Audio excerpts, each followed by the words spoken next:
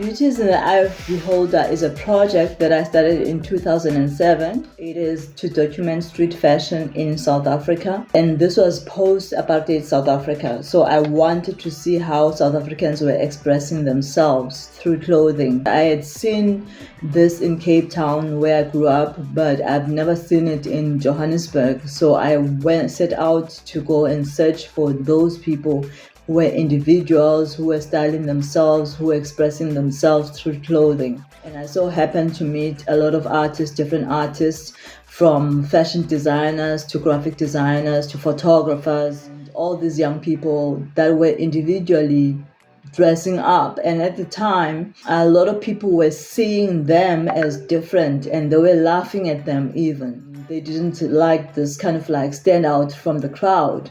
And so I wanted to document this. The people that I photographed were individuals at first, and then eventually they formed a group called Smarties. The Smarties were from Soweto, and they realized that actually being individual doesn't work so much in terms of ideas.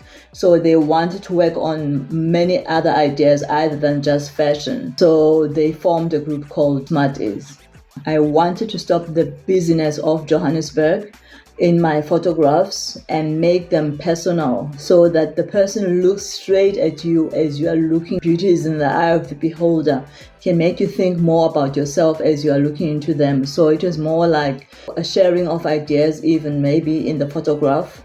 I wanted that to come across because as Africans, we were never looked at as a person with dignity before. I negotiate with the subjects that I photograph. I mean, for instance, one of the photographs that I took, it took me 3 months to find one person to agree to the project. I have made people look at Africa and look at Africa differently than, again, looking at the world in a uniform way and then not look at Africa in that manner.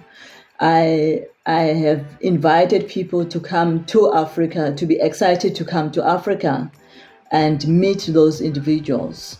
And it's been since 2003, so it's been many years that this project has had an impact.